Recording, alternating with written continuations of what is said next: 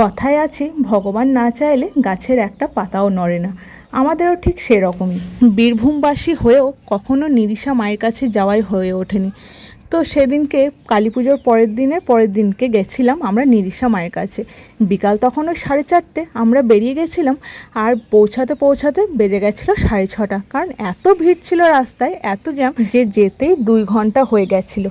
কিন্তু সাঁইথিয়া থেকে নিরিশা কিন্তু খুব বেশি দূর নয়, অনেকটাই কাছে, কিন্তু 2 ঘন্টা লেগে গেছিলো। যাই হোক, মায়ের মন্দিরে যাওয়ার পরেই মানে একদম মনটা শান্ত হয়ে গেছিলো। অনেক দিনের আশা ছিল যে নিরিশা মায়ের কাছে যাব, আর এতদিনে সেই স্বপ্নটা পূরণ হয়ে আমি ভীষণ খুশি। নিরিশা মায়ের কাছে পৌঁছাতেই প্রথমেই দেখলাম যে গেটটা অফ আছে। তারপর আমরা যাওয়ার জাস্ট 1 মিনিট পরেই গেটটা খুলে গেল, আর এত ভিড় ছিল তোমাদের কি বলবো। সেই ভিড়ের মধ্যেও কিন্তু আমরা নিরিশা মায়ের একদম সামনে বসে আরতি দেখেছি। তো আমরা যে টাইমে পৌঁছালাম সেই টাইমে আরতি হওয়ার কথা, তো আরতি হয়ে গেছিলো, মানে আরতি আরম্ভ হয়ে গেছিলো। তো আমরা দেখো এদিকে বর বেটা ওরা সবাই ঘন্টা বাজাচ্ছে, মায়ের কাঁসর বাজাচ্ছে। তো এইটাও মানে একটা সৌভাগ্যের ব্যাপার। যাই হোক, তারপর 7 পাকে ঘুরতে হয়। তো আমরা যাই হোক ছেলে বর 7 পাক ওরা ঘুরেও নিল।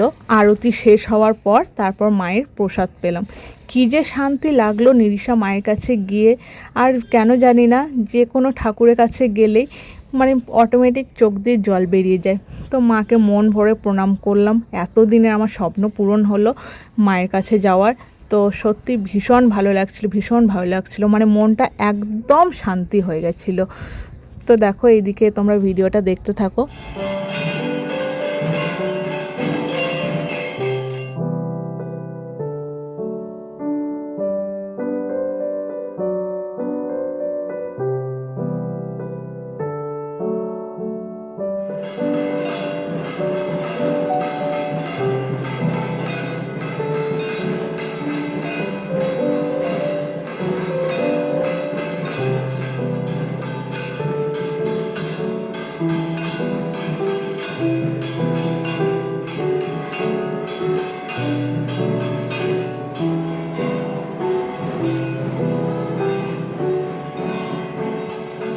আর এই দেখো, বললাম না যে আরতি শেষ হওয়ার পর তারপর 7 পাকে ঘোরা হয় মনে হয়।